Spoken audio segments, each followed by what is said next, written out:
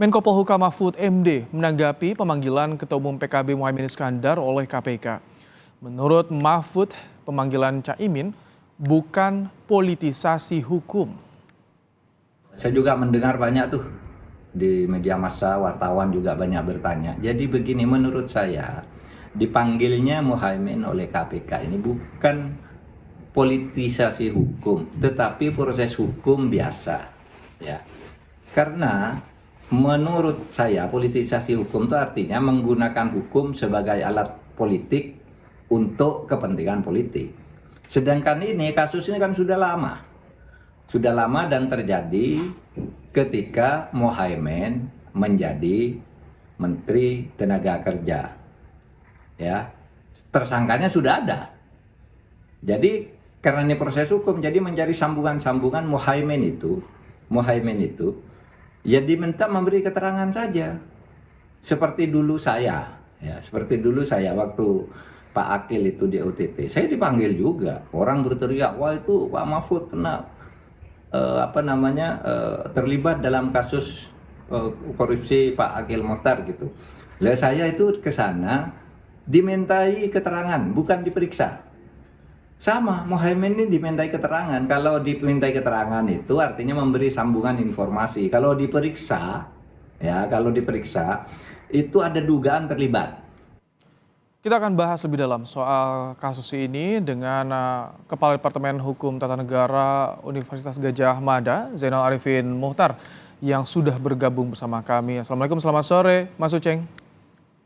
Waalaikumsalam, selamat sore Mas. Baik, Mas Uceng, ini kan banyak pertanyaan lebih dari 1 dekade baru mencuat saat ini. Anda melihat ini pemanggilan Caimin syarat muatan politis atau murni penegakan hukum? Iya, yang pertama barangkali kita terpaksa harus melihat apakah substansi pemanggilan itu.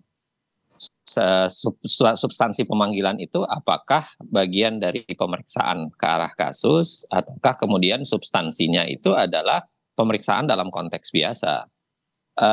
Saya mencontoh misalnya dalam berbagai kasus, misalnya kasus Akil Mokhtar dulu, Pak Mahfud kan diperiksa karena alasannya adalah Pak Mahfud adalah satu panel hakim waktu itu, dan yang kedua adalah pertanyaannya ditanya soal proses pengambilan keputusan gitu. Jadi pertanyaan-pertanyaan yang sebenarnya tidak ada kaitan dengan perkara. Maka saya kira yang pertama harus di cross check betul adalah sifat pemanggilan KPK ini adalah satu pemanggilan biasakah ataukah memang ada pemanggilan yang terkait dengan kasus. Kalau yang beredar di luar, yang dengar-dengar katanya nggak ada kaitan dengan perkara gitu. Hanya pemanggilan biasa seperti yang tadi saya sampaikan bahwa Pak Mahfud juga dipanggil dalam kasus Akil Mokhtar. Nah yang kedua, kita bicara soal timing. Ya, nah memang timing ini menjadi pertanyaan besar. Apalagi dikaitkan dengan kondisi KPK sendiri. Karena saya kira kalau ini terjadi di masa dulu, saya kira nyaris tidak ada pertanyaan ya, nyaris tidak banyak pertanyaan serupa.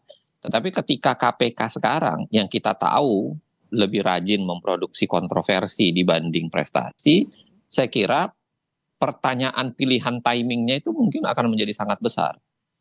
Ya, Mas Uceng, kenapa dipilihnya sekarang misalnya? baik, Mas Uceng, maaf kalau saya potong nih.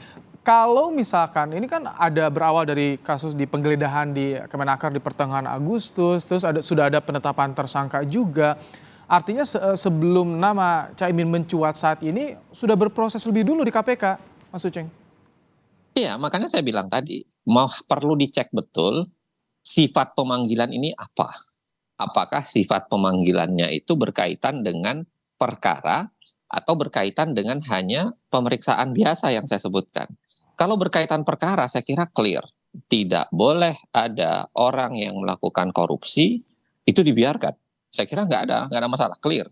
Tetapi ketika masalahnya adalah dipanggil biasa, seperti dipanggilnya Pak Mahfud dalam kasus Akil misalnya, pilihan timingnya itu bisa menjadi berbahaya. Nah makanya misalnya pertanyaannya kalau hanya sekedar menanyakan itu kenapa tidak ditanyakan dari dulu? Sudah ada 11 tahun yang lalu proses-proses pertanyaan yang barangkali bisa dikaitkan dengan kewenangan menteri. Nah kalau ditanyakan baru sekarang ketika ada deklarasi dan lain-lain sebagainya, pertanyaan soal timingnya itu akan tinggi. Apalagi kalau ternyata memang sifat pemanggilannya itu hanya pemanggilan soal ditanya soal kewenangan menteri saja, pemeriksaan biasa. Saya mengatakan begini, kalau pemeriksaannya memang pemeriksaan substantif, ya, dianggap barangkali terlibat, saya hakul yakin 100% tidak ada masalah. Kita nggak boleh bilang itu politisasi. Kita harus katakan itu bagian dari pemberantasan korupsi. Tetapi manakala dipanggil 11 tahun kemudian dan itu dikaitkan hanya pemanggilan biasa, nanya-nanya ya. Seperti yang saya bilang tadi ya, Pak Mahfud ditanya begitu di dalam proses Pak Akil. Nah itu menjadi pertanyaan, kok pilihan konteksnya dilakukan 11 tahun setelah perkara itu ada? Kok dilakukan misalnya hanya sesaat setelah dilakukannya deklarasi? Jadi Nah, apa yang harus dijelaskan pertanyaan oleh KPK, Mas Uceng, kalau misalkan ada kekhawatiran ini syarat dengan muatan politisasi dengan tenggang waktu yang begitu lama menurut Anda tadi? Maka yang paling pertama menurut saya sulit. Kenapa sulit bagi KPK? Ini menjadi serba salah buat KPK. Karena kontroversi KPK sendiri, kualitas KPK sendiri. Saya kira sepanjang KPK masih berprestasi yang sama ya, lebih rajin kontroversi dibanding prestasi, pertanyaan begini akan menjadi langganan, gitu ya. Pertanyaan begini akan selalu terulang, siapapun dipanggil. Bahkan ketika Joni Plate, pertanyaannya juga selalu sama gitu ya. Apakah ini bagian dari proses menjinakkan Nasdem atau bukan? Nah, yang kedua tapi yang lebih penting adalah segera diperjelas kasusnya ini. Apakah kasusnya ini sekedar pemanggilan biasa ataukah memang berkaitan dengan perkara? Kalau berkaitan dengan perkara, clear saya kira ya. Kita harus mendukung upaya pemberantasan korupsi. Bahwa barangkali bisa jadi ada motif politik di belakangnya, ya silahkan. Itu urusan suasana batinnya KPK. Tetapi paling tidak yang namanya pesakitan perkara korupsi, orang yang bermasalah dalam sebuah perkara korupsi tetap harus dibawa ke dalam proses penegakan hukum. Ya kan? Mau motifnya di belakang ada politik atau tidak. Tetapi manakala memang benar bahwa ini hanya dipanggil hanya untuk mengklarifikasi posisi menteri, pertanyaan dalam tanda kutip ya, sederhana tetek bengek soal proses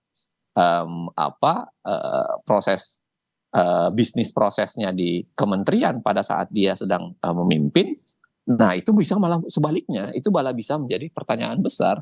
Kok dipilihnya sekarang gitu? Kenapa diambil waktu 11 tahun sebelumnya? Nah terus ini yang gitu, menarik juga, Caimin minta diundur ke tanggal 7, tapi KPK penyidiknya tidak bisa dan dipindahkan ke pekan depan. Artinya ini bisa menambah panjang polemik yang terjadi juga, Mas Uceng, menurut Anda?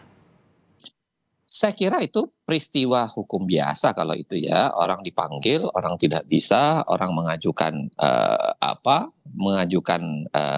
pemanggilan minta untuk dipanggil berikutnya, kemudian juga penyidik atau misalnya KPK punya jadwal sendiri. Saya kira itu bisa kita anggap sebagai proses biasa dalam penegakan hukum. Tetapi pada saat yang sama harus diingat bahwa penunda-nunda melakukan ini itu sangat mungkin ya, sangat mungkin kemudian akan memiliki impact terhadap proses politik, baik terhadap proses Caimin maupun yang lain. Saya kira ini saatnya Caimin harusnya segera untuk melakukan upaya klarifikasi itu. Apalagi kalau saya bilang tadi, memang dia dipanggil hanya dalam kaitan seperti yang cerita yang beredar ya, dipanggil hanya kaitan dengan ditanyakan soal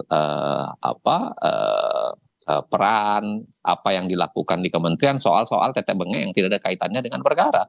Nah, dia harus segera, dan saya kira dengan begitu ada baiknya dia bisa menjelaskan kepada publik proses itu kan secepat mungkin, karena sebentar lagi dia akan bertarung di proses penentuan bakal cawapres di bulan Oktober gitu.